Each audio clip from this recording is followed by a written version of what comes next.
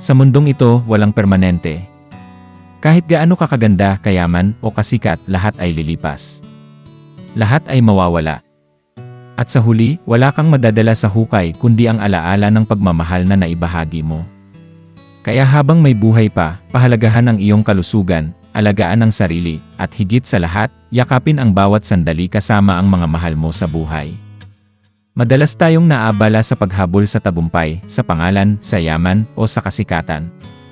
Nagsasakripisyo tayo ng oras, tulog, at maging ang mga ugnayan natin sa mga taong mahalaga sa atin.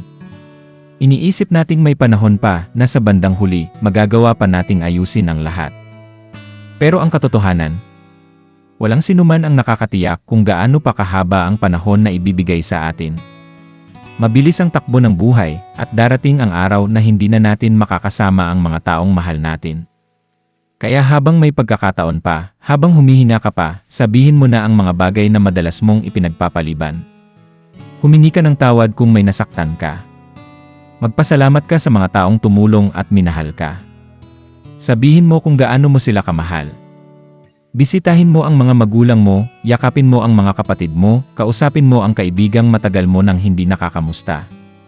Dahil sa bandang huli, hindi ang pera, posisyon, o titulo ang mahalaga, kundi ang mga pusong napaibig mo, at ang pusong minahal ka ng totoo. Ang buhay ay hindi tungkol sa dami ng ari-arian, kundi sa lalim ng koneksyon. Hindi ito nasusukat sa dami ng likes o followers, kundi sa tunay na malasakit. Kapag tahimik na ang lahat, wala nang ingay ng mundo, wala nang palakpakan, ang mananatili lang ay ang mga alaala ng kabutihan at pagmamahal. Yun ang tunay na yaman. Kaya't muli, maraming salamat sa paalala, Miss Kris Aquino. Sa kabila ng iyong pinagdadaanan, patuloy kang nagbibigay ng inspirasyon at pag-asa sa marami. Naway gumaling ka agad at patuloy na maging liwanag sa marami.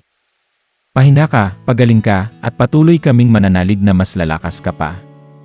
Ang mensahe mo ay paalala para sa lahat, huwag hayaang lumipas ang panahon nang hindi na ipaparamdam ang pagmamahal. Dahil sa dulo ng lahat, pagmamahal lang ang tunay na mahalaga.